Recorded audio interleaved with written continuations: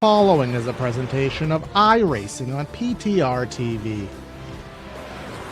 We'd like to thank all of our channel partners for their support. Please like and subscribe to the channel, and we hope you enjoy today's broadcast.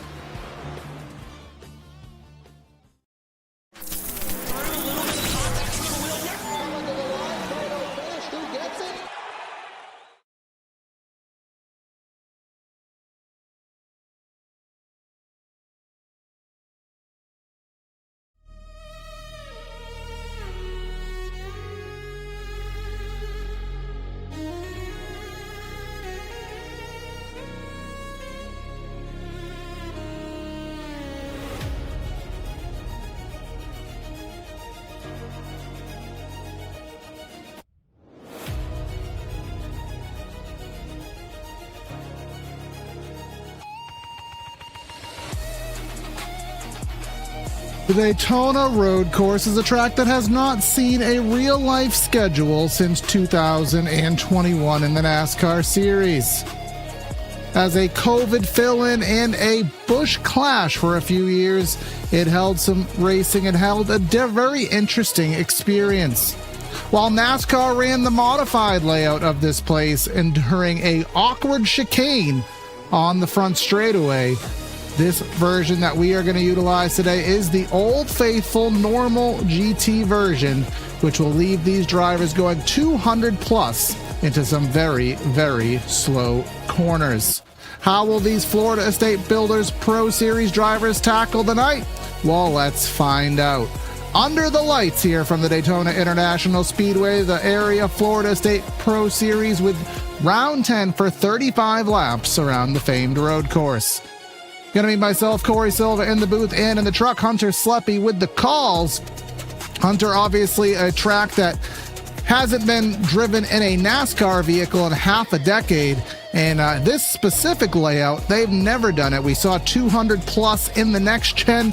Be interesting to see what this O'Reilly car can do here. Yeah, this is the first time the area has ever been back on the Daytona road course layout since season 1. About half a decade ago, like you mentioned, for real NASCAR and pretty much for area as well. James Scioli had a pretty good time here. He ran the most laps up front. He did not get the win, however. That went to Alan Elwood, so Scioli looking to reclaim fame here at the Daytona road course. And we only have a couple of races, including this one, so 3 before the chase begins, and it's getting pretty tight at the points battle. I want to look at some guys that are having some pretty good runs here. Looking through Travis Beckner, he's pretty good at the road courses. He's sitting 11th in the point standings right now, trying to hold on to a chase spot.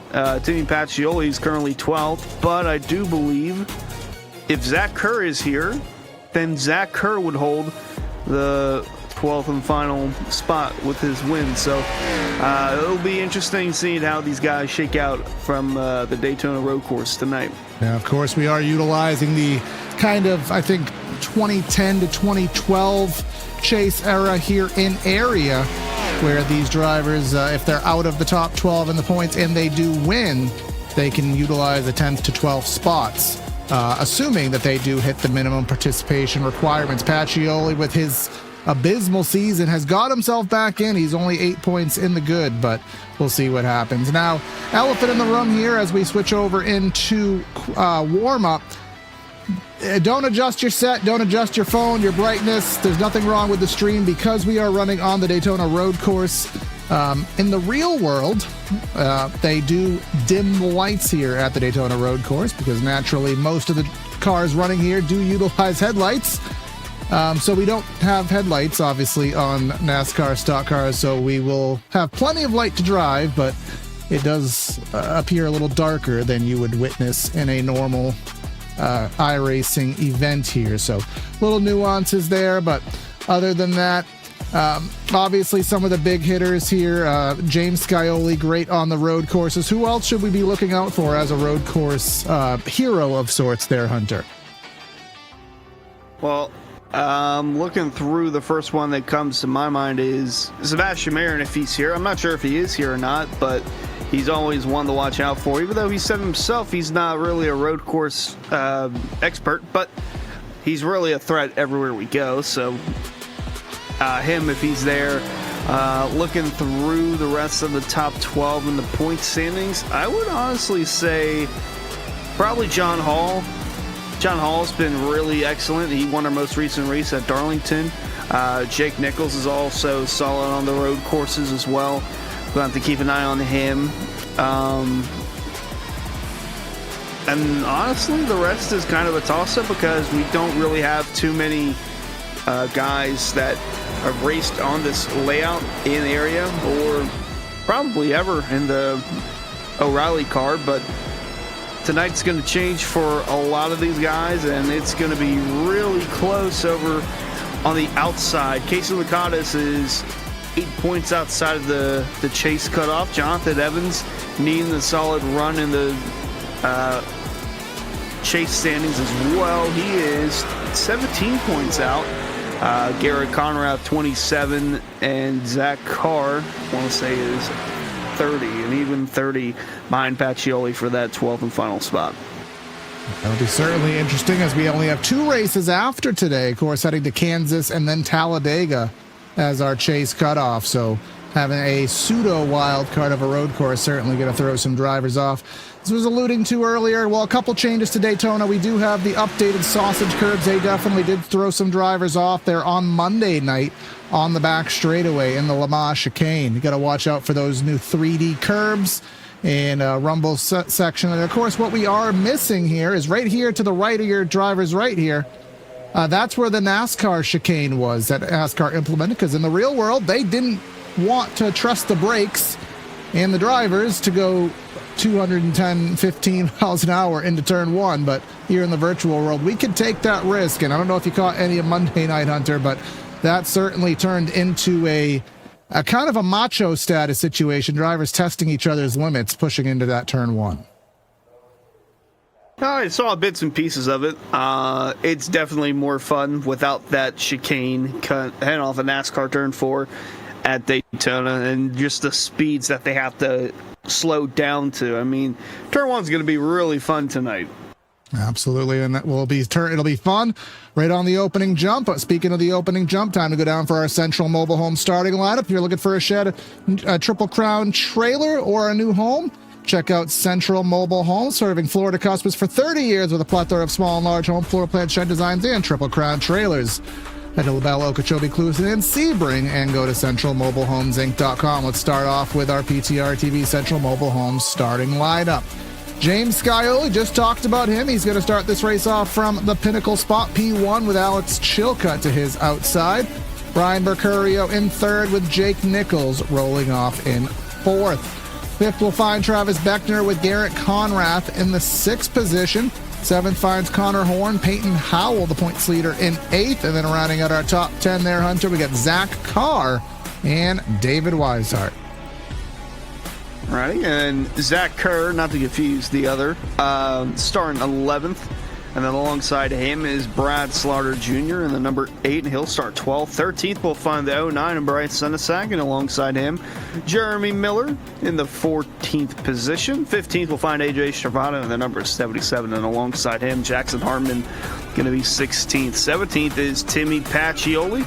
Next to him will be Justin Opplinger in the 96, going to roll off 18th. And then 19th, we'll find Michael Tucker in the 36th. And 20th is Diego Sainz in the 64. 33 car field here today at Daytona. Josh Parrish in 21st, with Jared Skinner in 22nd. Jeff Wright and Ben Pierce in the next row. Then we'll find Josh Adams and Forrest Smith, Donald Kite, Casey Lakanis, and then rounding out the field, Lucas Lodoto, Skyler Shackelford, Jonathan Taylor, DJ Stagner, and Sebastian Miller. I will say, in comparison to what we have seen on the truck side of things, our penalty report to start today's race off is much shorter. However, some of these penalties there, Hunter, are going to be a little more damning than usual. Elwood and Shackelford, a drive-through penalty on a road course with no opportunity to catch back up with a yellow flag, is kind of more salt in the wound.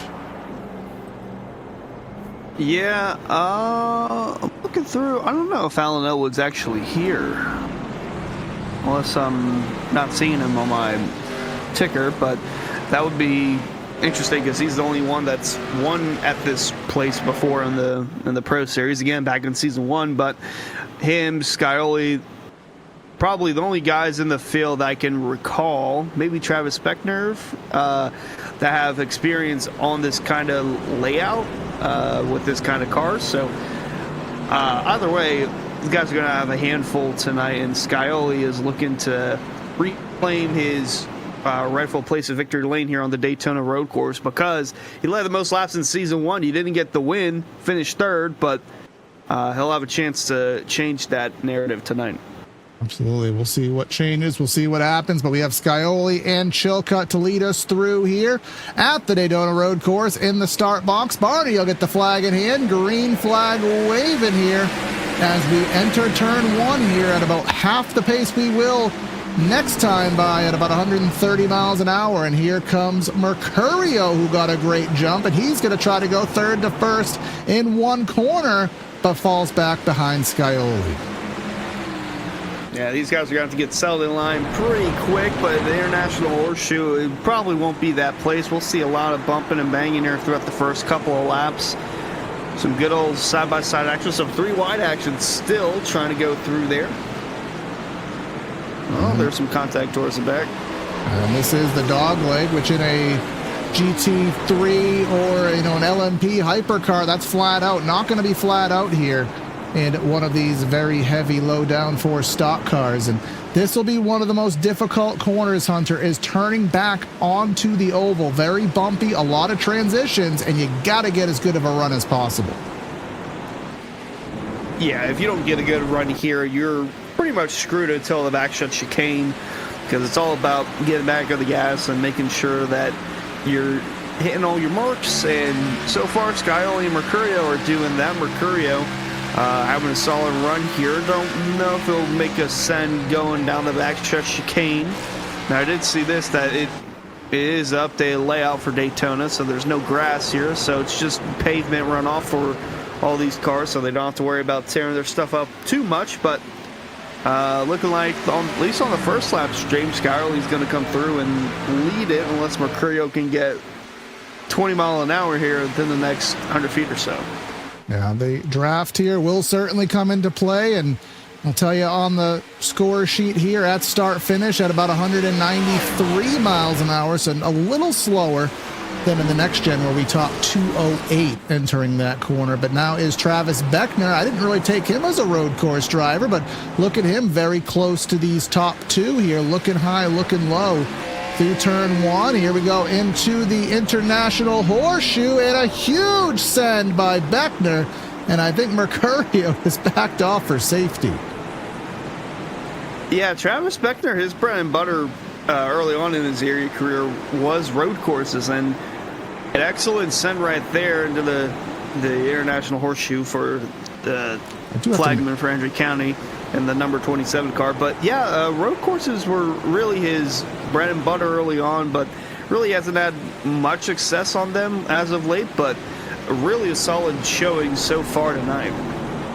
Of course, this is leading back onto the oval called the In and Out, according to at least the track map that I am watching. And I'll tell you, very impressed as I do scroll through this grid there, Hunter. I'm looking through. I don't see any eminent issues, any drivers who went off track, spin out, or any main issues. So again, very, very smooth start to today's race. 35 lapper, should be only about an hour. Pretty short race. Oh, Travis Beckner getting some airtime there, quite literally. Hopefully he didn't overcut that curb and get a slowdown penalty. Yeah, well, with no yellows here, I'm not sure if we mentioned that, but no yellows, so if you mess up, that's on you, and there's no yellow to save you. Don't want to mess up if you're Beckner or Mercurio or Chilcutt or any of these guys that are running up front. So it's going to be an interesting strategy call here for the most part. And mention about messing up. Here comes Chilcutt. Oh, no! Going to third, and we're going to spin second, third, fourth, all colliding. And there goes Connor Horn right around all of them. And we're wrecking coming out of turn 1. It's going to be a tough day for Chilcutt to make that ground up. Well, thank goodness that signage there was not collidable. But let's go take a look at it here. I do think Travis Beckner may have risked a penalty there, but it seems as though he got through because running extra wide here in one is what they call the esports line. That is a penalty now. And when he came back down the track right in front of Chilcutt, Mercurio got squeezed against the wall, and he just kind of body slammed Chilcutt out of the way to evade even further time loss. And like I mentioned, no yellows, so that's going to hurt Chilcutt in the long run, trying to regain all that ground that he lost and then some. But this is really shaking up the top five. Connor Horn is 2.5 seconds back, but he's in the runner-up spot now. Jake Nichols mentioned him. Something Zach happened. Kerr was in the top five, but now we have a problem on his machine. Yeah, I'm trying to sort out what happens to him. He's... Well, if he missed a shift or something. Oh, pardon me. There it is. He must have had a slowdown penalty or something.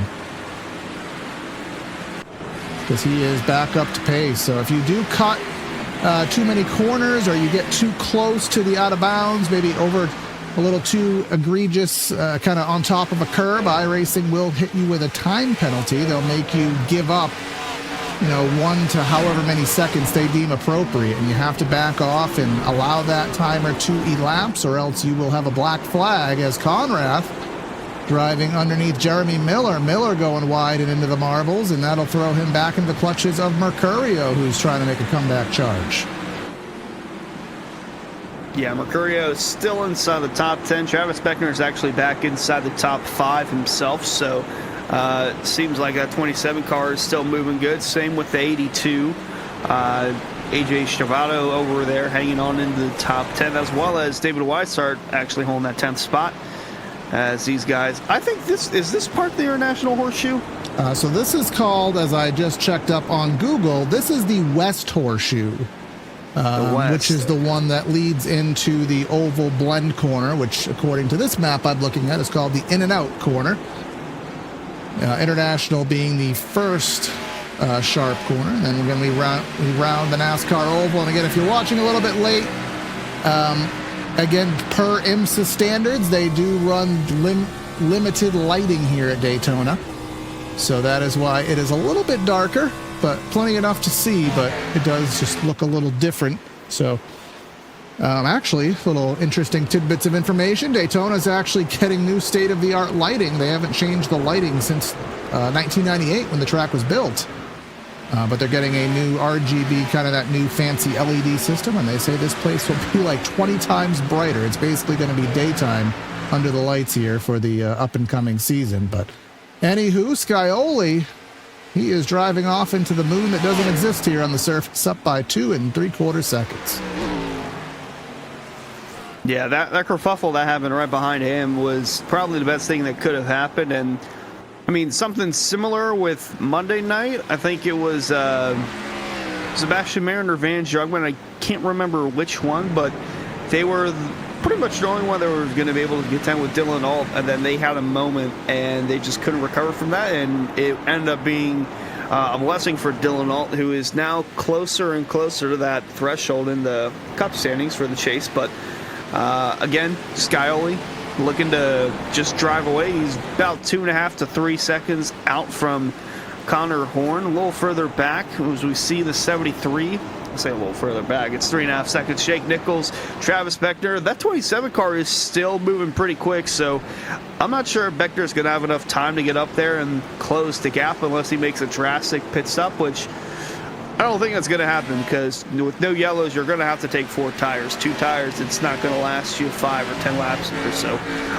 But regardless of that, Beckner's still showing speed in that number 27 car. Same with Ryan Mercurio, trying to get around Garrett Conrath for the 6th position as they go down the backstretch. Of course, this race being 7 laps shorter than the 42-lapper on Monday, so the strategy really right in the middle. Everyone will have more than ample fuel. Probably expect a mass pit stop around lap 17 or 18. As we already are down about 1 second in fall off here on the evening. Again, we want to just thank some of the partners here with Area. We don't have any of our sponsor cars in the race, but of course you can head to rickshotsauce.com for some of the best hot sauce in South Florida. Lokahatchee Classic, Golden Garlic, Palm Beach Pineapple, South Beachy, and of course check out the Rookie of the Year battle on the Monday Night Cup shows. Who will get that with only 6 races to go or so. You can find out there, rickshotsauce.com, and you'll be so proud of me, Hunter. It's only been a year and a half. I can finally do most of the ad reads off the top of my head. Believe it or not, it took that long, but I got it. I love that. That's great. Looking a little further back, that is the 09 Senesac, and that is pretty... Jonathan Taylor, back, Lucas Lodoto, Zach Kerr, Senesac. This is about 15th to 20th, and Lodoto really struggling on the power here as these good years starting to fall off for some of these drivers. Again, a lot of horsepower, Hunter, in a kind of a not grippy, not freshly paved infield here, so going slow to fast definitely puts a toll on those rear tires.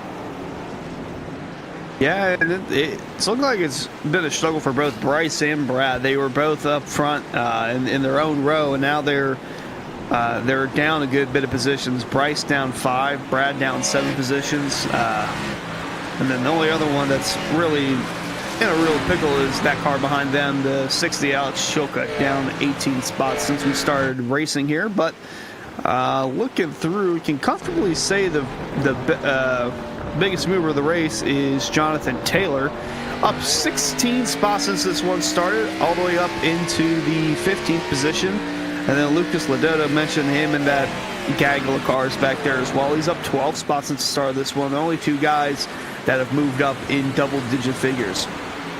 Big battle going on. Mercurio trying to gain those spots back after that little skirmish in the S's, and try to pick up the draft there from Conrad into turn 1, again topping out about 195 miles an hour. Right around start finish, you start to prep your turn, and then you can see that damage to the 82. Obviously not hurting him too much, but it's something we really haven't alluded to too much on. I talked about exiting the oval, but entering is just as bad. You're going through the NASCAR banking, you're going through the apron, kind of the transitional runoff pavement. There's so many transitions as you're trying to turn in from 200 miles an hour to the bumpy infield. Yeah, and especially with this layout, with no chicane on the final stretch coming out of turn 4, it's really providing a challenge. I mean, we've already seen it with Travis Beckner. He overcooked it going in the 1, and that's kind of what shaped up the little shindig that we had for the second spot, but he's recovered nicely. Connor Horn is a bit wide there through that turn. That's going to allow Jake Nichols to get through. That's going to open the door possibly for Travis Beckner as they go side by side through NASCAR 1 and 2. The 27 machine looking to capitalize big here as Nichols will jump up to second, only 5 seconds behind race leader James Skyler. Very smart move by Horn to go high as quick as possible to fall back into line before Beckner could fill in the gap. And I thought he was going to try to get a little feisty there and make a comeback charge into the Lamar chicane. Not to be the case.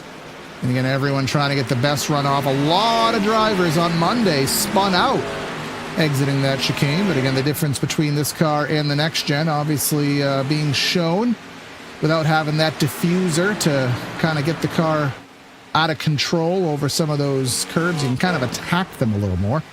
But let's check out here with Peyton Howell battling with Timmy Pacioli. And let's go on board here as he maybe makes a move and watch these transitions we were just talking about.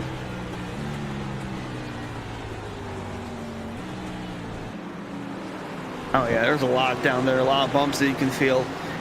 That number 52 machine having a solid showing in the 12th position. That is Pacioli behind him. And then David Weishart, he was running 10th at one point. He's dropped down to 14th now.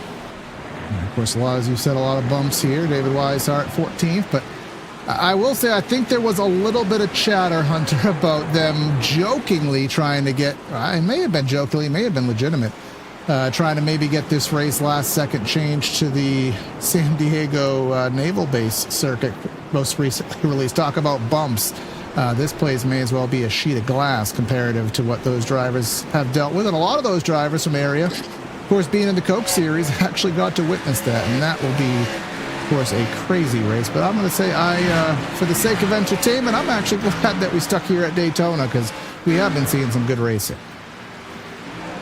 Yeah, there would have been so many more unknowns if we actually went to the San Diego military base course that they're doing in real life this week. So glad that we went with something that is a little more familiar with the folks here, even if not on the area. That at least.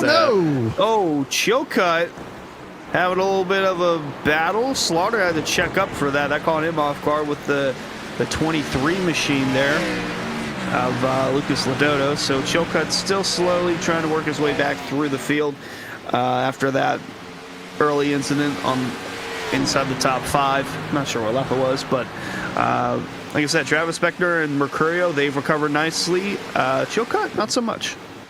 Yeah, Chilcutt back there in the 16th spot. And again, normally we'd say, well, there's plenty of time for things to turn around. But, I mean, there is, but most of it's going to have to be via attrition. Unless you are running in close quarters to the drivers next to you, which drivers who are in close quarters as follows: Travis Beckner, Brian Mercurio, who's now up to 4th. I think he fell down to maybe around 7th or 8th. Side by side through the dog leg, Mercurio really had to wind it in there to not go into the grass for the West Horseshoe here. But now he will go up to 4th with 2nd place and his realistic attainment there. You could see Connor Horn and you could see Jake Nichols. And then the Edgewood County cars are running 5th and 6th right now. And I would say something about whatever is being ran at the Edgewood County Motorsports Park over the weekend, but that is not the case. They are currently on a summer break because it is just too hot this time of year down in Clewiston, Florida. So August 29th is when everything kicks back into action. Sugar Smash ain't a night of destruction. Demolition Derby, that's always fun. That I kind of want to see that. And then the 50-lap enduro race with a flagpole race, Paul Revere race, chain race, entertainment in turn 5. I have no clue what that means, but that sounds like a lot of fun. And then again, that's August 29th, so a little more than 2 months away. You can see Travis Beckner back at the Edgewood County Motorsports Park off US Highway 27. EdgewoodRacing.com for more info, as Travis is currently trying to navigate his way back around Brian Mercurio with a higher approach through turn 1.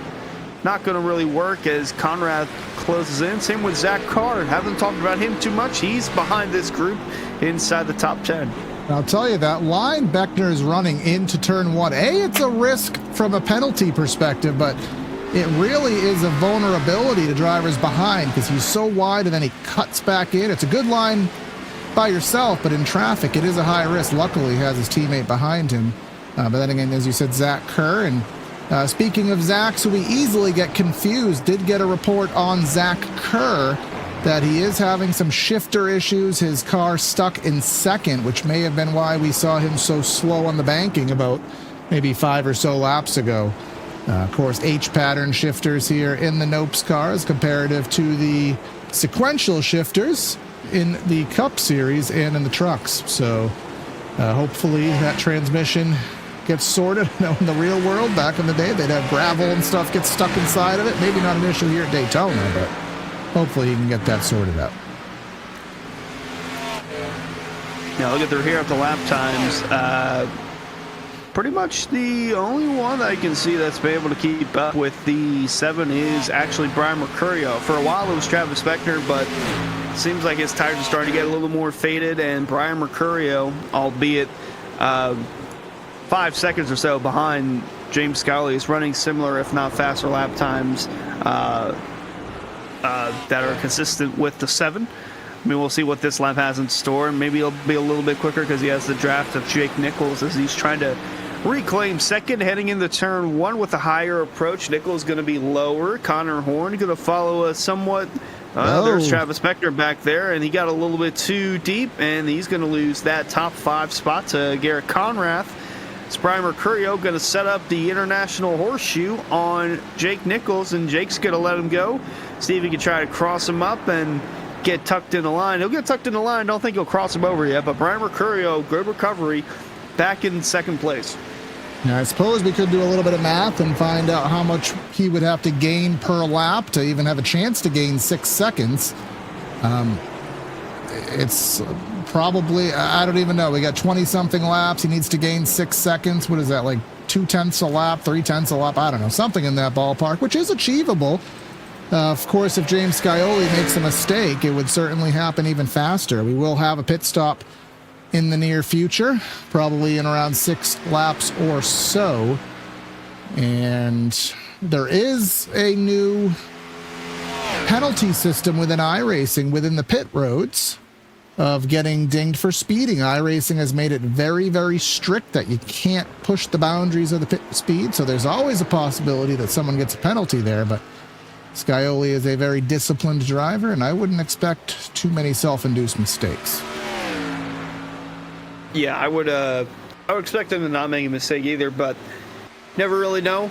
Going to be a little more challenging for these guys to try and slow it down compared to what they would have with the backstretch chicane and all, but I don't know. I don't know if we're out of the clear yet with some carnage. We've got a couple of guys down. I'm not sure if they're pitting now, getting it out of the way, or if they're done for the night, but we still have some lap traffic to incur. I know that's going to be a part of the race at some point. I don't know when, but that always makes things a little more interesting. Saw some little run-ins here on Monday night, at least a couple from the back of the pack, but it should be an interesting dynamic as these two do battle. Slaughter in the 8, Sedesak in the 09, going for the 19th position. Jeff Wright going to try and get around the 8 of Slaughter here through the S's, and that's always a really tight part of the track to do it, and they'll just let him go to the International Horseshoe. And one thing that we are seeing, we did actually see it on Monday, which is the testament to how much braking you have to use here, but seeing it under the lights, of course, makes it stick out even more. Those brake rotors glowing as they approach about 1,500 degrees, slowing and then, of course, cooling down. This is kind of one of those tracks that we see at Gateway in the next-gen car where brakes can be an issue. Of course, maybe not here on the service, but with rotors exploding, going from so much heat in these heavy braking zones and then cooling down so drastically on these straightaways. Be curious in the real world if we would have those rotor issues, but I don't think we're ever going to come back here, at least in the near future, so we will never sort that out. Peyton Howell, Jeremy Miller, close quarters for the 9th spot. Looks like Howell is a little faster, getting a run through the exit of the bus stop, and Miller with a little bit of a tap from the rear. Got him sideways, and here's Howell to the outside and clearing. Yeah, a little bit of a bump there. We'll take a look at it again on our replay, but coming out of the Le Mans chicane, it seemed like the 30 had a handful, and the 52 just, oh yeah, he was really loose coming off of the, don't know if it's turtles, but the bumps over there on the backstretch chicane definitely played a factor into that one. Now, I think Miller was already loose, so I wouldn't put too much ill will on Howell there because he was already loose, and at that point it was just inevitable was on the table anyways. But here's Beckner and Zach Carr in the 97, not too far back AJ Stravato in the 77, and they'll go side by side through the very narrow dog leg here. Beckner doing everything he can to remain on the circuit, because if you get in the grass, you are just out to lunch. Seen many drivers just go skating there through that horseshoe and kind of T-boning the field. Luckily, we haven't seen that situation happen yet. Entering the in and out, not the burger, the corner, and Beckner with a much tighter line, and we'll see if he can gain anything on Carr through the banking.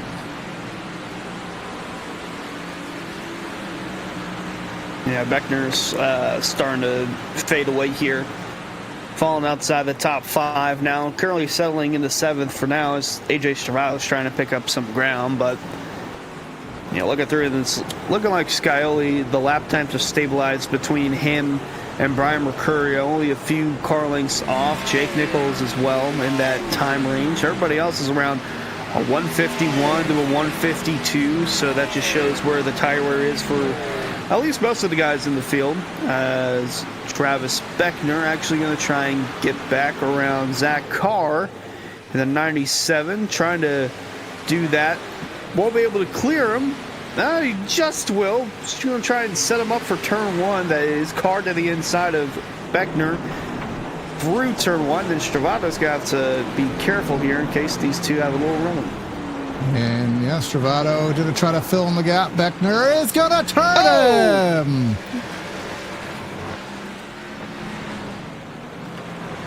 Second time today we've seen incident in these very narrow S's.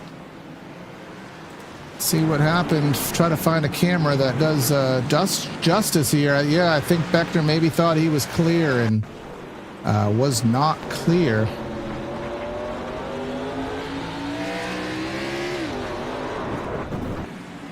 But yeah, that's a real tough part too, because they're in the S's, and don't know if Beckner knows that how much room he has compared to Zach Carr. I'm not sure if Carr knew how much room he had to the inside. Seemed like there was a little bit more than usual, but either way, they made contact. Carr is now 13th. Beckner still in 7th. AJ Stravato got around him after that little shindig, and his teammate Garrett Conrath is looking to get around Connor Horn. He won't do it here as they head into the Le Mans chicane.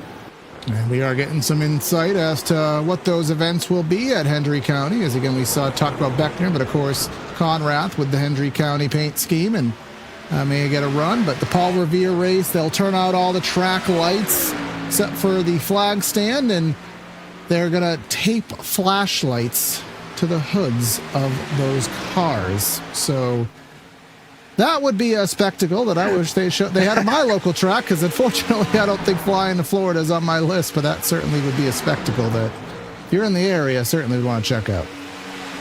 Just sounds absurd. I need to see it, because that would be awesome to watch. Would it be... Well, I mean, if they have flashlights taped to the hood, I mean, that's somewhat helpful for watching at the track, but that's got to be so entertaining to watch. As I think we got some pit stops starting here right around lap 15. Yeah, Lucas Lodoto in. We do have 3 drivers off of the lead lap as well. Shackelford, who got a penalty, Ben Pierce, and Forrest Smith all off the lead lap. Josh Adams is the last on the lead lap, 55 seconds behind your leader, which is just shy of a half lap here as we're running about 1:50 around this place. Let's get the delta of where they stand comparative to their best laps. And we're down, what is that, about 1.6 seconds, which actually, I'm shocked it's not more than that, given how difficult this track is. But Scioli up by 6 seconds. Mercurio, he's matching the laps, Hunter, which, that must feel good to be as fast as the leader, but unfortunately, you're not going to eradicate a 6-second lead when you are just the same speed as the person you're trying to catch. Yeah, there's going to have to be an undercut in there somewhat, or a different strategy, which I don't think there's going to be a different strategy as far as taking 2 tires or that, but might have to come in earlier and try to get a head start on Skyly that way. Could be wrong. I really don't know much, so that's why I'm up here. I'm not in the car, but that's why we see at least this good battle about to take place. Conrath going to try and set up Connor Horns for the 4th position as they head down into turn 1 over 190 miles an hour, trying to slow it down. Real flat part of the racetrack here. Conrath is going to go up to 4th. Horn going to try and cross him over. Meanwhile, the other Hendry County car behind this battle between Stravato and Payne Howell, still moving his way through the top 10, is the 52. He's going to send it in to the Air National Horseshoe on AJ Stravato. Going to be close. Saw a little contact there, but no harm, no foul. And there is a little bit more contact, and now we're going to be real interesting going through the dogleg. Oh, Beckner had to back off. He got 2 wheels in the dirt there, and you cannot get into the dirt there. Like I said, you will just kamikaze this West Horseshoe here. Stravato right to the rear bumper of the points leader, Peyton Howell, who thus far doing a great job here, trying to get to the top 5. He does have 3.5 seconds if he wants 5th. That's where Connor Horn is exiting the inside of the racetrack here. 77 getting a modest run. Actually, no. Peyton Howell will get enough of a run. Should give him a barrier entering the bus stop, rather. But as it stands, again, we are now... what's 35 divided by 2, Hunter? 17.5. So we're all but halfway here in today's area Florida State Builders Pro Series race. Myself, Corey Silva, and the booth. Hunter Sleppy helping up with the calls here. Race number 10, as we are 3 races away from our chase here, Kansas and Talladega. And then we are going to be heading for the 2026 area chase. Hard to believe, Hunter. We were just here about, 4 months ago starting the season, and we're already on the back half of it. This has flew by. It really has, and a lot has changed between then and now, not only in the sim, but really in the real world. So it just shows how fast time is going and how it can change. And speaking of change, we got some pit stops happening, and that's going to change the running order. The 96 and the 30 are in. That's Miller, Opplinger, and then Zach Carr in the 97. Now, this is that pre-halfway lap. So, again, 18 would be the post-halfway lap. Basically, about 2 seconds to gain here on the shortcut. The undercut, getting those fresh tires. We'll say again, last time by, Mercurio matching laps to the leader, but Jake Nichols, ever since he's been passed, he really hasn't fallen behind Mercurio. He's stayed right with him. I mean, maybe there's a 10th to be gained on the draft on the NASCAR oval, but I would imagine here, as now we're hitting post halfway, I think we're going to have a nice conga line into the pits, but we'll see what our leader Scioli does from the pole. Has led every lap. If he plays his cards right, he could do the perfect race, but he'd probably have to pit last for that, and I don't think the stat is worth the risk. The Denny Hamlin challenge here is not really... well, he really won't work in your favor here. Let's see what he decides to do coming off of 4. Is he going to run that tight line? He's not. And I guess the other side of the coin, too, is that the longer you stay out, the less fuel you need to take. Now, if you take 4 tires, I don't really know how much time is to gain by taking less fuel at the same time. But, you know, every opportunity is one worth considering here as Conrath driving to the inside of Connor Horn, entering turn 1. This is for the 4th spot. Yeah, these two continue to do battle. Conrath around the 67 of Horn. Meanwhile, the other Hendry County car, Travis Beckner, is in. Alex Chilcutt in as well, run around that halfway mark in the race. So these two going to get their pit stop done and over with, out of the way, as Conrath driving away from Connor Horn. Behind that, Peyton Howell, AJ Stravato, and who else haven't we talked about here today? It's going further back. Josh Parrish in the 71. That seemed to be a very tight entry there, right to the cones. Hopefully, no speeding penalty, as I talked about. Very different case there. Then now we have a little bit of traffic blending out with some of the drivers who already pitted, with some of the back markers. Donald Kite. I don't think we've talked about Casey Lakatos here today. Actually, it's been a while. Casey's 3 seconds off the pace. Maybe we could pull out a Lickatos. It's Casey Lickatos in 23rd here today. You've been pretty nice to you this season, Casey. You had to do it at least once. Yeah, having a solid showing this season. Right outside the chase cutoff, so we're heading up on, I believe, Kansas and then Talladega next week. So still some time for Lakatos to make up enough ground to get himself in a good spot for the points to possibly make it to the chase. But in the meantime, Connor Horn, Garrett Conrath still inside the top 5, and it looks like, I want to say, Scioli is pitting, and he is, because the new leader of the race is going to be Ryan Mercurio. Yep, they will remain on the track, and again, the failure to this, I can't think of the better word, I guess the consequence to this is that they're going to lose a further 2 seconds, approximately, once it all cycles through, and that's assuming that they pit this coming lap. David Weishart also coming in. We also have Zach Kerr, Peyton Howell getting service, Jonathan Taylor in. So at this juncture, we'll pull up the stints on your screen, and still a good portion of drivers who have yet to pit. The drivers in the pits, those numbers will reset once they exit their stall. Oh yeah, looking like a number of guys are on pit road now just from looking at this leaderboard, and it is ever so changing. So Weishart, Taylor, Hartman, Pacioli, Diego Sainz, Jackson Hartman, Stagner, Kite, they're all in. They're all getting service. Forrest Smith has a meatball for some reason, so that's why he's out. Ben Pierce is out. Skylar Shackelford, not sure if we mentioned it. He had a black flag to begin the night. Already at disadvantage. It looks like he's off the track. Says he's a lap down, but I'm not sure if he's actually on the racetrack. So a lot going on there as the pit stop cycle continues.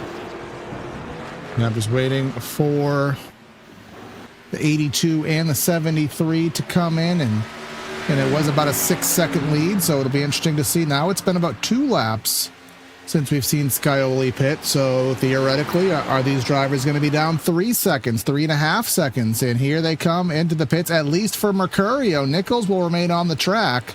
Nice smooth entry into the pits. I see Connor Horn following behind, as well as that's AJ Stravato. So this will all but complete the cycle. We have Michael Tucker in the 36. Haven't talked about him. He'd be one of the only other drivers to remain on the track, and he'll take his turn. So now it's just going to be Jake Nichols and Garrett Conrath yet to pit. Yeah, different strategies here for these guys at the top of the point standings. Jake Nichols only 18 points behind Peyton Howell, the points leader. Brian Mercurio 15 points back, second in the point standings. Mercurio in now. Nichols opting to take another lap around, so we'll see how that works out for the 73. In the meantime, mentioned it, Mercurio, Horn, Stravato, Michael Tucker also on pit road. I'm looking through to see if there are still guys that have yet to make a pit stop, and besides from the top 2, it seems like everybody else has made at least one pit stop. Hunter, do you mind if I be Ed Sheeran and think out loud for a second? Go for it. Are these drivers hoping that the tire deg is going to even out and that all they need to do is splash and go? It's a short race, 15 laps to go. Now, I guess Scioli, he's only down 20 seconds right now, so I don't even think that's going to be the winning call, because you're going to lose more than 20 seconds in the pits. I'm just trying to figure out what the gain is on the long haul, unless you're trying to just do a splash and go. I mean, that could be, but I haven't seen that strategy yet. Yeah, well, here they come. I guess we'll find out. And we'll find out what the tire deg is, what the gap is going to be. Yep, there goes Conrath as well. Well, let's just see with Nichols, is it going to be 4 tires and fuel? He's going to have slightly fresher tires that may give him some aid on the track, but again, he's going to have a bigger deficit that he dug himself into by staying out for so long.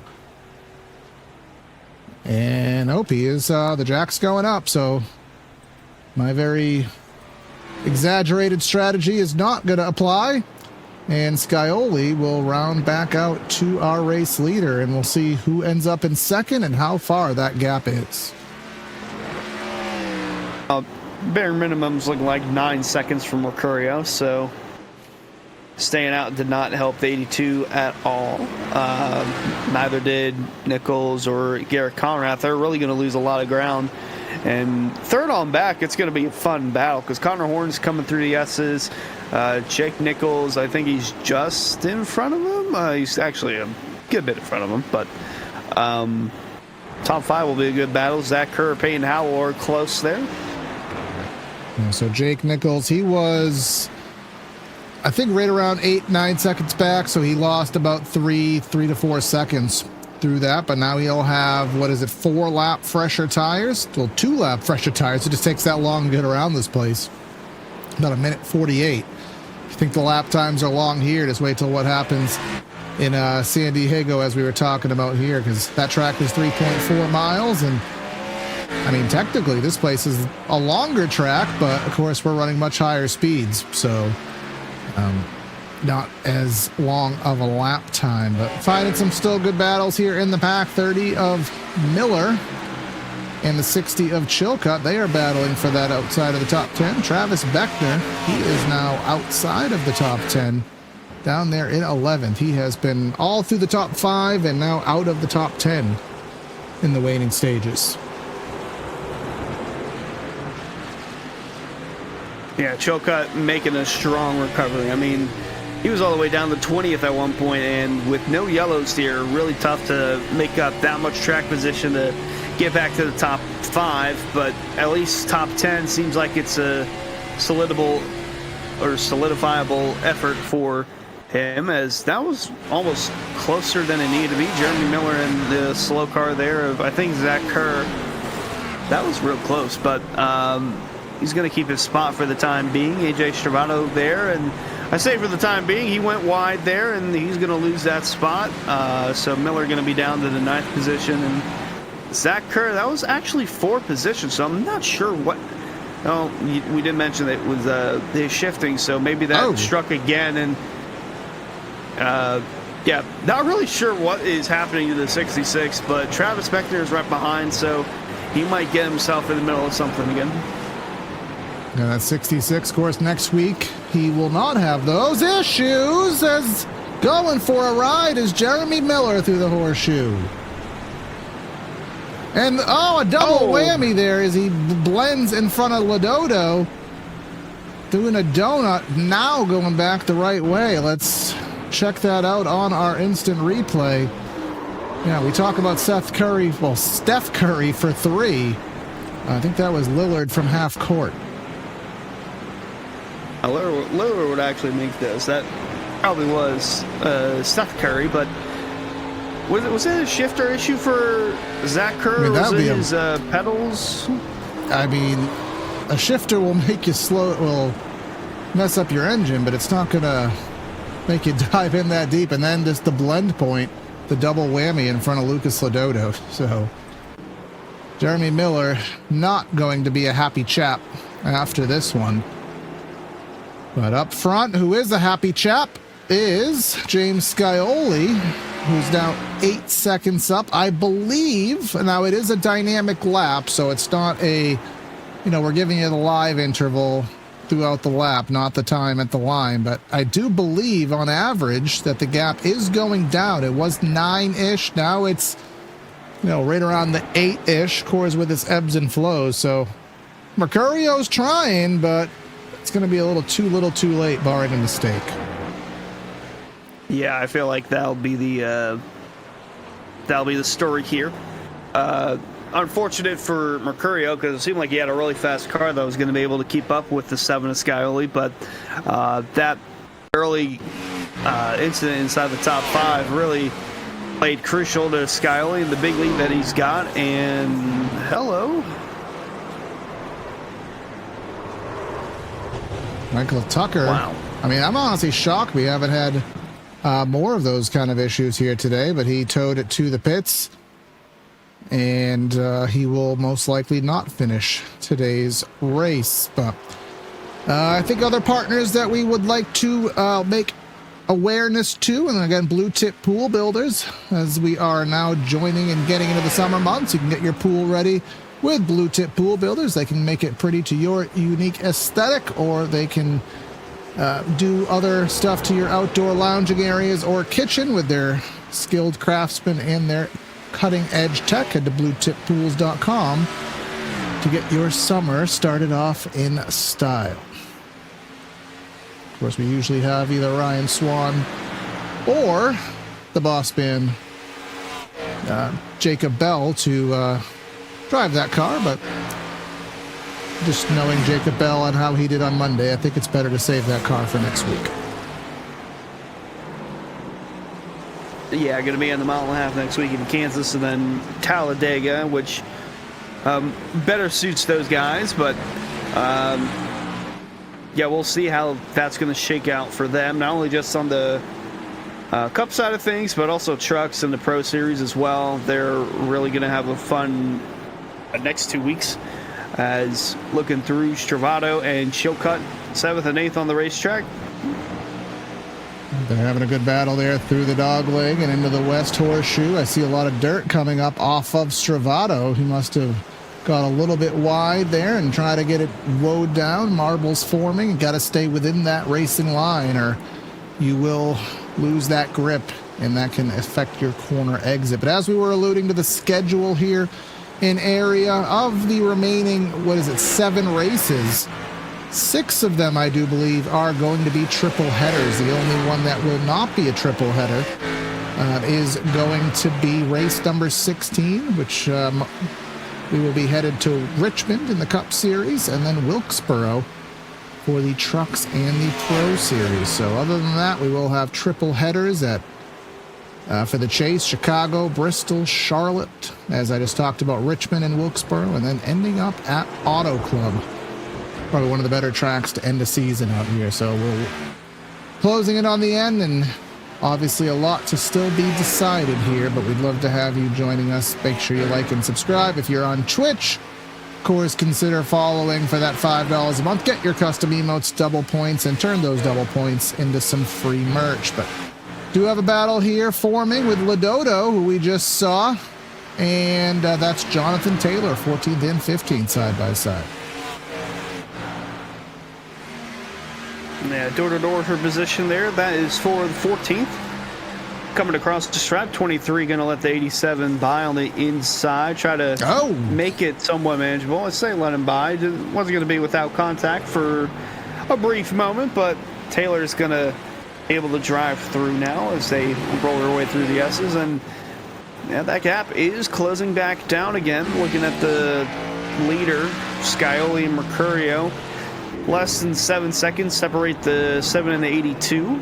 Although I think it's still going to be a little bit too late for the 82. Jake Nichols, on the other hand, it really has not gone anywhere. It's been around 12 seconds since he got back onto the racetrack. So at least he steered clear from Connor Horn for third, about 3 seconds behind him. And then Garrett Conrath only 1 second behind the 67. And it just makes you wonder, too, as Chilcutt and Stravato are still in close order for that 6th spot.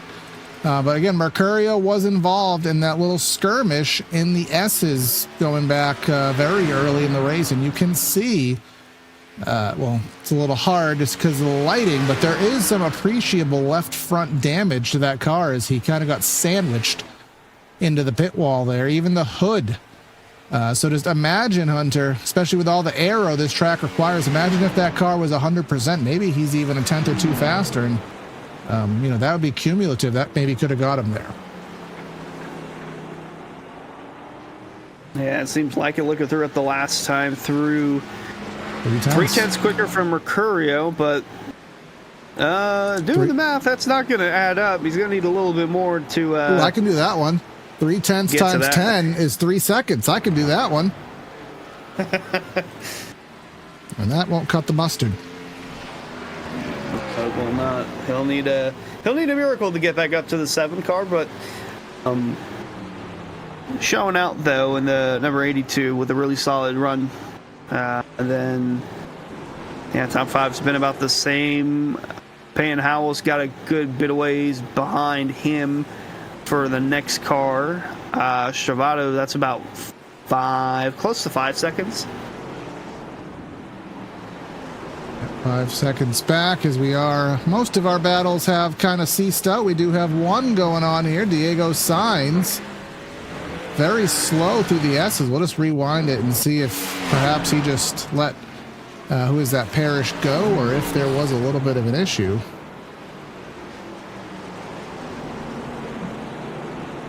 And we've seen a couple incidents. He just let him go. Let him go kind of in an abrupt way, so it looked as though there was a problem, but he just let him go very quickly.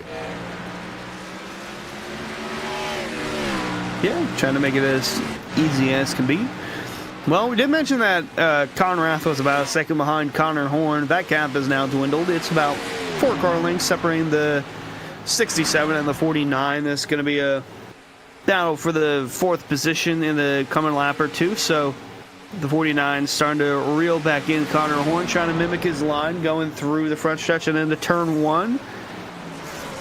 Bit of a bigger set on the 49. Going to try and really get underneath the 67 here through the S's. A really solid showing from Conrath, has got tight there with the S's being as tight as can be. So Horn will protect the bottom through the International Horseshoe. Conrath, he'll have the outside, and Connor Horn will try to drive away for the time being, and he'll have to do so because the next car behind them, you can see in the picture, is Peyton Howell.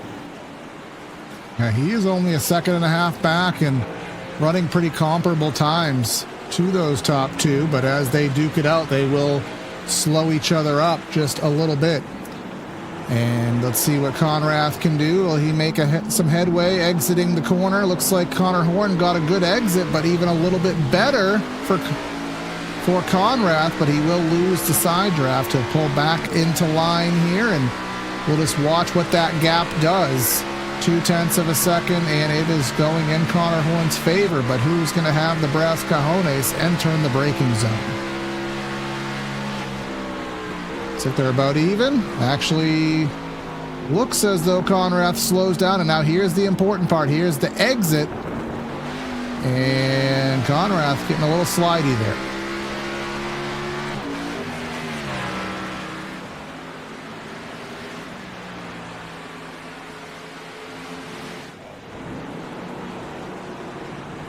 Up front, James Scioli doing all but the perfect race here today. Only laps he did not lead were the laps that the green flag cycle was on. That number 7 after Mark Coffey Chevy Camaro has just been on easy street here today, going for another win on the season. He has 1 win on the season here. Actually, no, that was in, I'm looking at the Cup Series schedule, where he stands here in the Florida Estate Builders Pro Series. Got a win at Portland on the road course, and he is setting himself up for another win. And of course, that Portland race was one for the ages.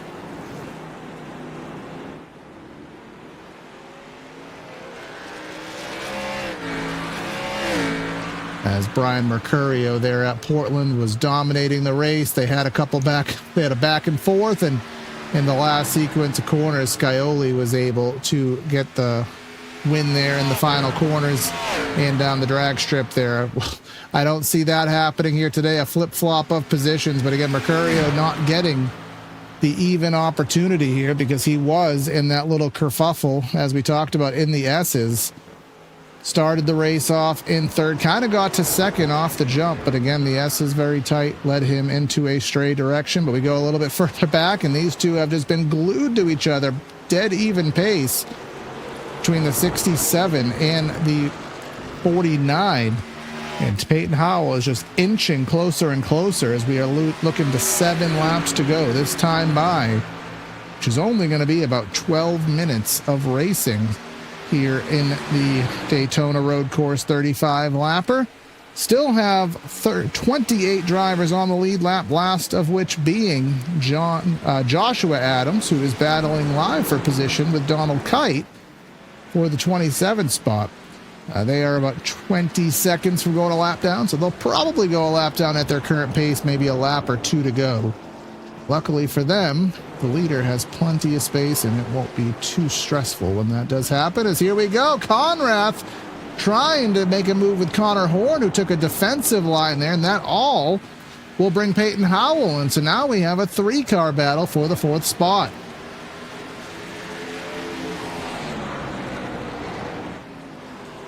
Coming through the dog leg here, Peyton Howell trying to figure out where he should put that number 52 WD Racing Supra.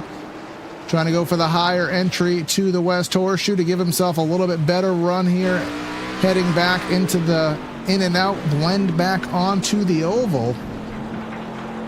Getting a little bit of dirt on the wheels there, but so far so good. And Connor Horn getting a little bit of an edge, getting a good run off the corner back onto the NASCAR banking.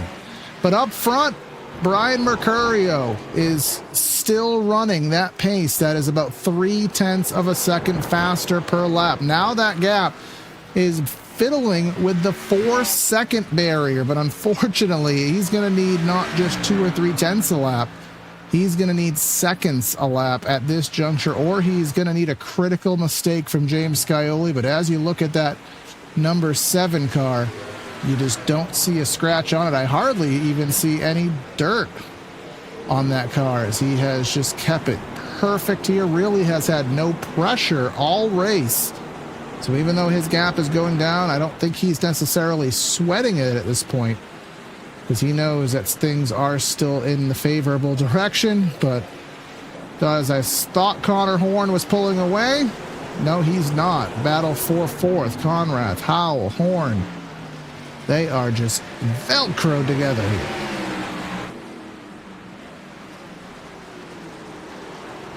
And Connor Horn's going to open the door here in the International Horseshoe. Contact with the 49 of Conrath here as they head out of the horseshoe and into the dogleg. Connor Horn still has position. Will he go side by side through the dogleg? That's tight. There's a little bit of contact. Very vulnerable for both drivers there entering the West Horseshoe. Peyton Howell perhaps getting back into the bumper of Connor Horn as well. These drivers are just so equal here. Phenomenal racing here, high and low here at the Daytona Road Course amongst these three drivers, heading back into the infield, or rather exiting the infield, back onto the NASCAR Oval, getting the draft into the Le Mans chicane. Garrett Conrath has pulled away by about 0.4 of a second, which is a sizable gap, but it's not out of the tow as Connor Horn is starting to close in. Who will be a little bit feistier, more aggressive? Connor's not going to want to lose him. He may have to go in a little bit deeper. He'll do just that to get closer. Got to time the bus stop here, get on the curbs at the right spot to get a good exit. Conrath will do that, but again, he's not clear of the draft range. The gap, 0.3 of a second, and it will go down, as I think we may have an issue with AJ Stravato here.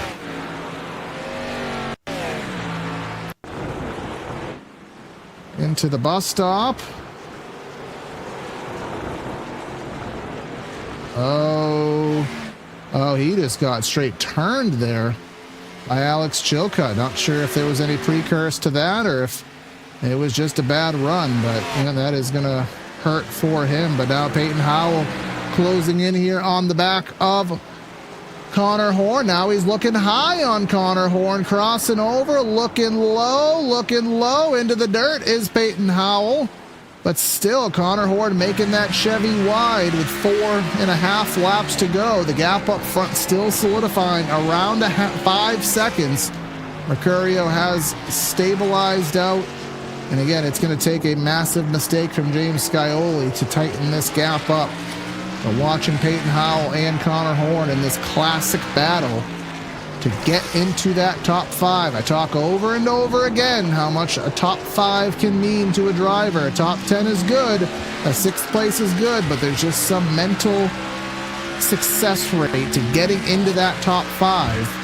And this is what Peyton Howell is trying to accomplish here. And as we head to 5 laps to go and come into 4 laps to go entering the Le Mans chicane.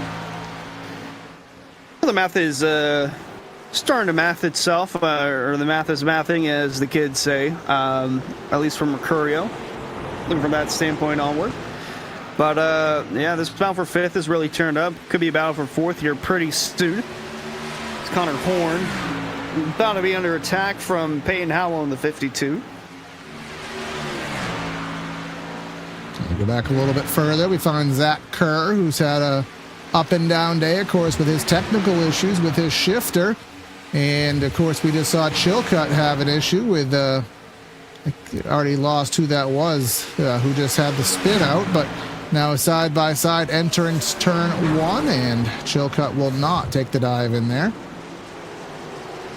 And again, that battle will cease. Heading back a little further, we have Opplinger and Jonathan Taylor. This is 13th and 14th.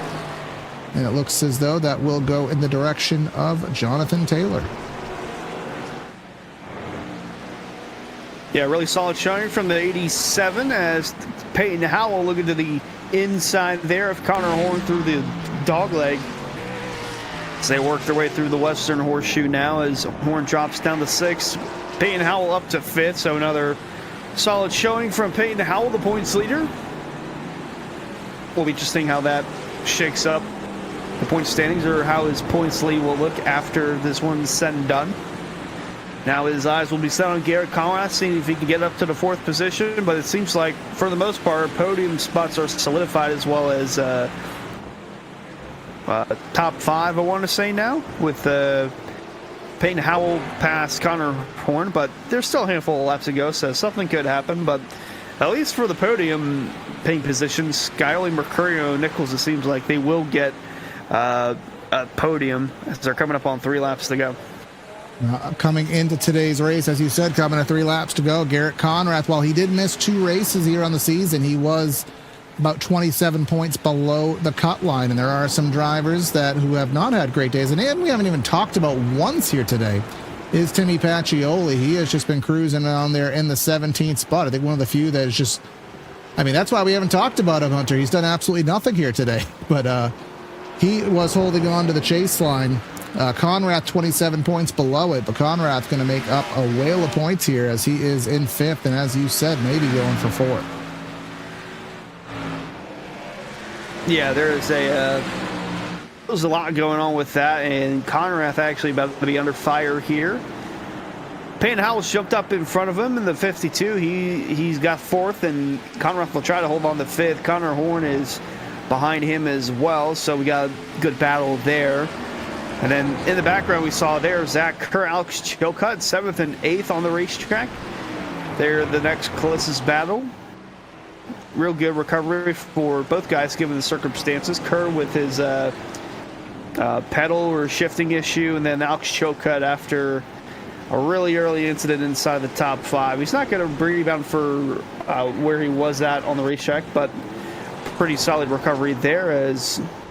Hello, Donald Kite.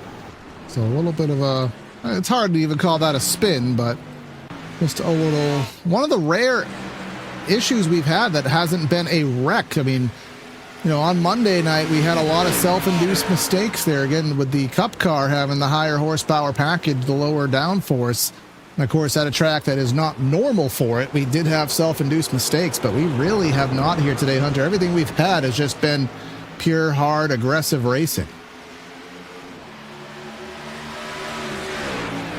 Yeah, it's been real competitive. Not a whole lot of wrecking, but a good bit of beating and banging throughout the field, no matter where you've been at in this race. And while Skyly will go 2 for 2 here as far as leading the most laps, he'll have to make a couple more laps, and he'll get to cross his name off here as a winner of the Daytona Road Course. So just over 4.5 seconds between him and Brian Mercurio. Man, it's just the what ifs for Brian Mercurio, because it seemed like he had a car capable of keeping up with the 7, and then the strategy call of staying out an extra lap or 2.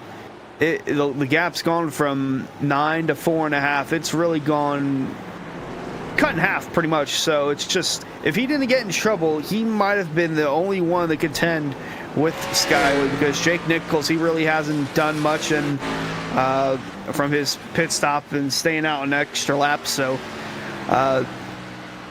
just a what if for Brian Mercurio, but a real good story for James Skyly, gonna get closer and closer to that points gap. Like I said, he will get his not trying to jinx, but with a lap and a half to go, his 2nd win of the season, and the other one being at Portland. So still looking for his first oval win here on the season, but doesn't matter where you get him as long as you do. Unfortunately for him, no more road courses here for the rest of the season. So if he wants that championship, he may have to break that goose egg on the ovals, but I'm sure he's going to be capable of doing it, as he will come through for the penultimate time. Come onto the front stretch. Barney hasn't done much today, but he'll do the next thing, and he'll wave the white flag. Yeah, one final time from the Daytona Road Course for James Skyly, and similar to Dylan Alt, where both guys, they've won both races. Presuming he'll make it through this time through. Both races where they really had great performances were on road courses, where Dylan Alt's won 2 of them. He's putting himself in a good spot now to try and get back in the chase. And Skyler, I mean, he's already been consistently fast on the ovals as a whole. And he's already won at a road course this season. You mentioned it in Portland. A little more dramatic than this one. He'll win with ease. He's got about, once he gets out of here, about a half a lap. Once he's done with the infield section and he gets onto the NASCAR tracks. But there you see Brian Mercurio behind the lap car. A real solid recovery after being caught up in some shenanigans early on inside the top 5. Made a great recovery. It's going to be too little too late. But nothing to hang his hat on. I mean, they knew he was there, just didn't have enough time to do anything. Yeah, it will be a race of what could have been, but that won't matter because for James Scioli, if you want to miss the wrecks, you start up front, you get the pole, and you just drive off into the distance, and that's what that number 7 car did today. Final gap will be somewhere around 5 seconds. And that is what he will have as, again, the second road course of our area season in the Pro Series. And it'll be the second win on the season for the 7. A perfect race all but here at Daytona. Scioli had no challenge, and he will dominate here for a victory at the Daytona road course.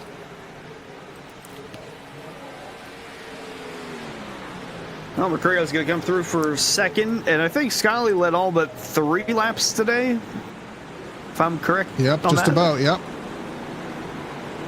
And solid for him. Still blending out for a few positions there. Conrath gets 5th here, blending back. We do have what could be a battle. This is sometimes what happens at IMSA. You have a drag race to the line. This is for the 10th spot, going high, going low, going below the line. Nearly some contact, if not. But Stravato will hang on for the 10th spot.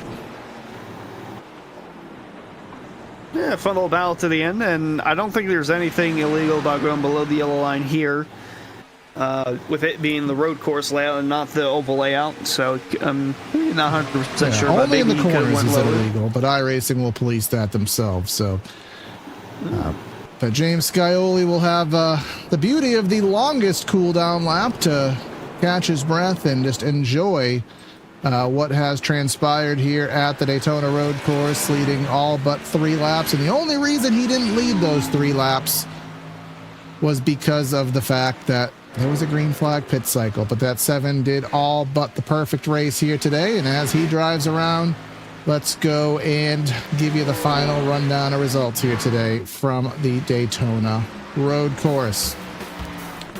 Final margin of victory ends up being, as it fluctuated, Mercurio got it down, and he will get second as Scioli gets the win by 5.8 seconds.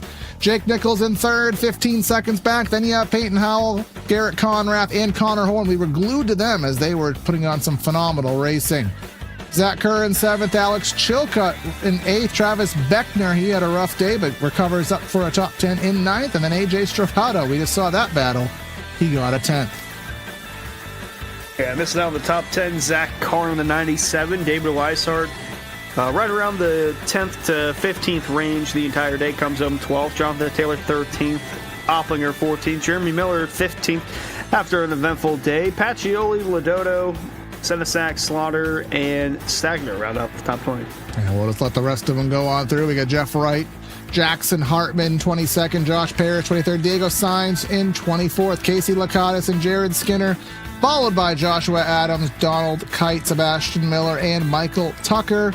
And then just rounding things through here for the remainder of our 3 drivers, we have Ben Pierce, Skylar Shackelford, and Forrest Smith will be the caboose here on the day. So we're just waiting for these drivers to make their presence felt here, and I think they are here, just in different areas, so we'll get them where we need them to be for our post-race show here. And I will send you down there, Hunter, to find our victor today, Mr. Scioli. Yeah, here with James Skyley with another road course win on the season. Well, it was the one that got away back in season 1. I'm not sure if you remember that. It was literally half a decade ago, which I can't even fathom how long ago that's been. But you led the most laps then. You didn't get the win. Change that today. You led more laps tonight, and you got the win. Your second of the year, both on road courses. So take me through your thoughts on the Daytona road course, especially without the chicane coming out of turn 4 to slow you down.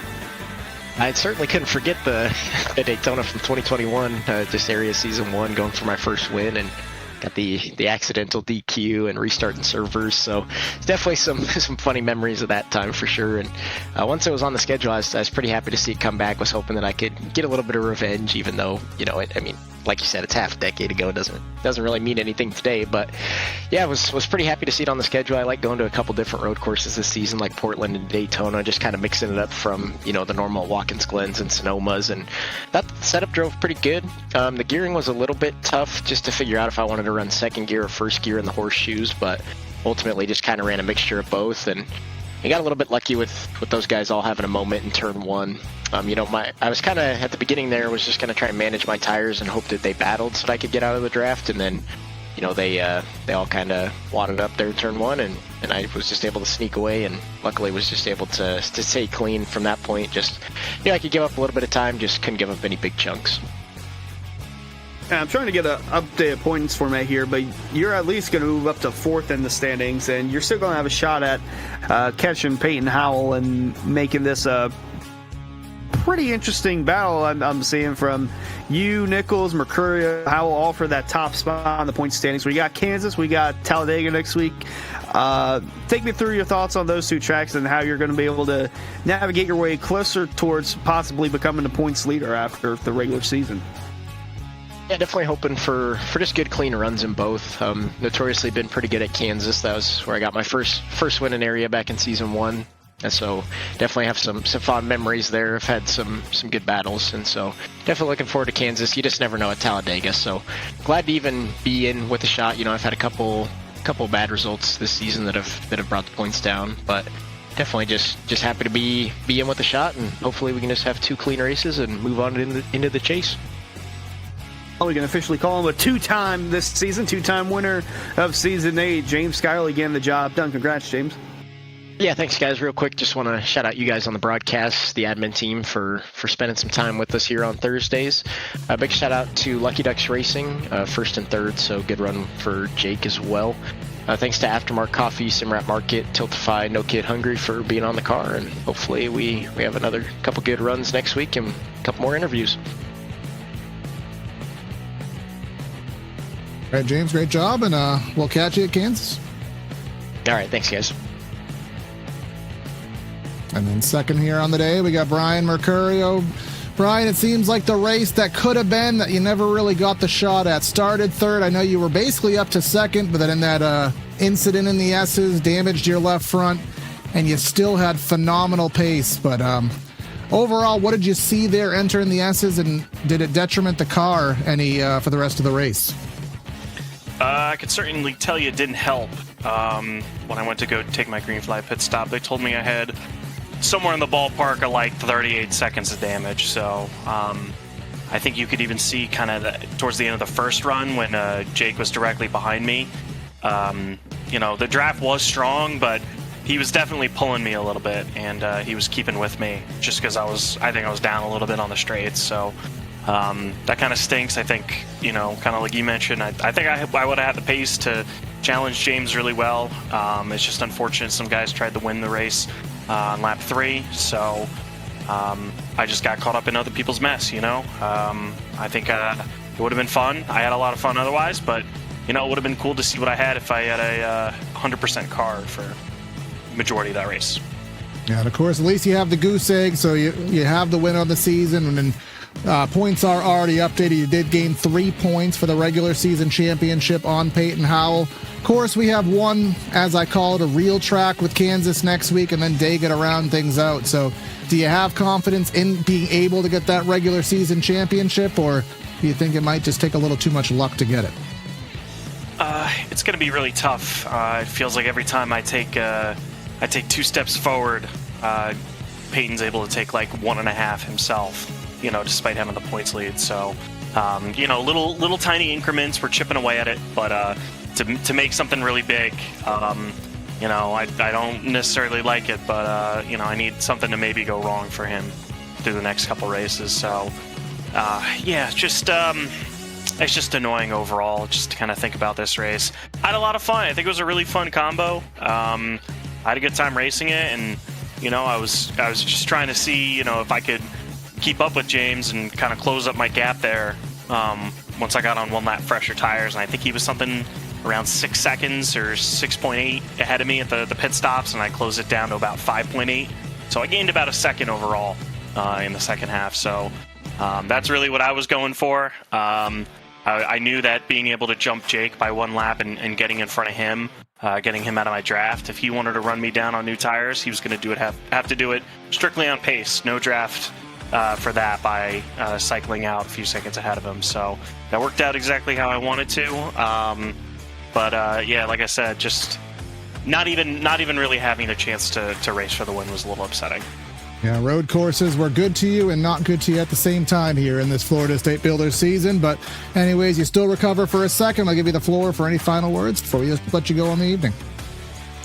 Yeah, just want to give a big thanks here to Jacob and all the other admins here at Area for putting on the race. I know I say it a lot too, but everybody else for showing up. If there's not other cars on track, it's not a race. So thanks for everybody else for showing up. I wish they kept my car clean, but it's neither here nor there. Thank you guys for putting on the broadcast.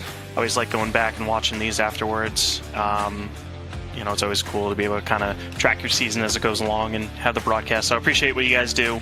Appreciate everybody over at Coast to Coast Racing and all the partners who help us race. What's on Tap, Chinchor Electric, Morris.live, Far Filaments, Paul Fod Racing, ShopPresentPartist.com, Outlaw Light, Lockdown, and Sebeka Bail Bonds. Thanks to all them. And good talking with you guys. Absolutely. We'll catch you at Kansas, man. Have a go. And then to wrap up the podium, Jake Nichols with Hunter. Well, I don't remember this being a part of it. I'm looking at you sideways here, Jake, but solid third place showing tonight. I'm not sure when that was from, but take me through your thoughts on the Daytona road course without the chicane coming out of NASCAR Turn 4, because back in Season 1 we didn't have that, and we didn't know specifically what layout it would be, and then we found out there was no backstretch or no chicane coming out of Turn 4, and we thought, oh wow, these speeds are going to be really crucial going into Turn 1. So how did it feel out there without that being in the track? Pretty crazy. We're flying down the front stretch. We're used to going fast around here, but having to then slam on the brakes is a completely different story. And I did it once on Monday, and I did it once tonight where I just, more so tonight, zoned out. I was kind of sick throughout the day. It thankfully subsided right before the race, like probably an hour before the race, but I would zone out a few times. So I went into Turn 1 and I went past the braking zone, lifted, and I was like, wait a minute, I should be on the brakes, shouldn't I? And thankfully, I just went wide, like 7 lanes wide in Turn 1, just used the track out there pretty much, and we got it slowed down. But overall, the aftermarket coffee car was pretty good, and it looked probably pretty good out there. I love the gold, and we weren't quite as fast as our teammate with James or Brian Mercurio out there. I wanted to get the lap led since I knew I didn't think I was going to hold on to Brian's pace all race in the second half. So we just took it easy and made sure we got to the finish line in one piece and brought it home in a podium. And you currently sit in a podium position right now in points, only 16 back from Peyton Howell. But you mentioned Mercurio as well as Scioli. They're also within. All 4 of you guys are within, I want to say it is, here it is, I have it right here, 18 points, separating the top 4 of you in the point standings. So we have Kansas, we have Talladega coming up next week. How are you going to put yourself in a good position to come away with the points lead after a regular season? I think, honestly, considering where we are, we've done a great job. We've had a few rough races in there. Last week we sped in pits, trying to follow John Hall's pace, and We were a little upset that somehow we sped and he didn't when we were getting pulled, but it happens. It's part of the game sometimes. But we've had that, and then we had Rockingham where we had a really bad late race and finished bad. So the fact that we're in range is pretty nice. And I mean, if we're just in range going into Talladega, we typically have pretty good luck there and find our way to the front when it matters. So hopefully we can continue what we're doing. Love Kansas. I mean, if it dry, I know the track kind of changed recently, the track surface, but hopefully it's similar to past seasons because it's been a James Skyley, Jake Nichols show there past 2 seasons, and we're 1 versus 1. One of us won the first time. I think I beat him the first time, and he beat me the second time. So hopefully we can get a little duel again and see who can one up the other and put on a good show for everybody here watching. Yeah, I'm looking at it here. He's got, all time, he's got 3 wins compared to year 1 back in season 6, but they alternate. So the trends say that you're next in line for I hope season so. 8. I need it. All right, well, we'll see how that take place next week. Congrats on the podium, and have a good night. Thank you.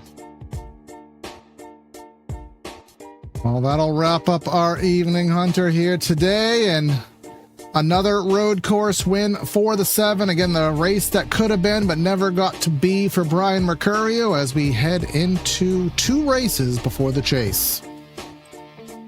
Yeah, that's a tough one too, especially with how tight it is in the point standings. Mercurio only 12 points back from Peyton Howell. If he would have been able to contend for that win, I mean, he probably wouldn't have led the most laps.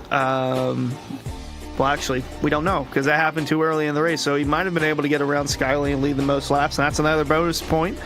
But already just looking at it, it would have been 5 more points at minimum if Skyley finished second and Mercurio finished first. Would have been a lot closer.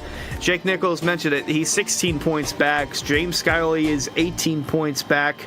Justin Opplinger's jumped up to 5th in the standings. John Hall, missing this race, down to 6th in the standings. Travato with another points gain. Jeff Wright down a position in points. Then it's Chilcutt, Connor Horn, Beckner, and Pacioli in 12th. But I think that last spot, it would probably go to Zach Kerr with that win. I could be wrong, but I'm really looking forward to seeing how these next 2 weeks play out. Corey, Kansas, 1.5 miles, always fun. And then Talladega. It's Talladega. Enough said about that. But really looking forward to seeing how this all shakes out. Absolutely. Should be an interesting run. Stay tuned. Make sure you like and subscribe. Consider following on Twitch with that like and follow button. $5 a month, double points, custom emotes, and turn that double points into custom merch. Go to shop.areairacing.com. Get yourself some cool swag. And subscribe here on PTR TV. We will be back next week for another full week of content. Triple bypass area, elbows out. We are ready and raring, and would love to have you watching these races with us. But that is going to be Corey and Hunter signing out of the booth. Have a great night, and we'll catch you next time.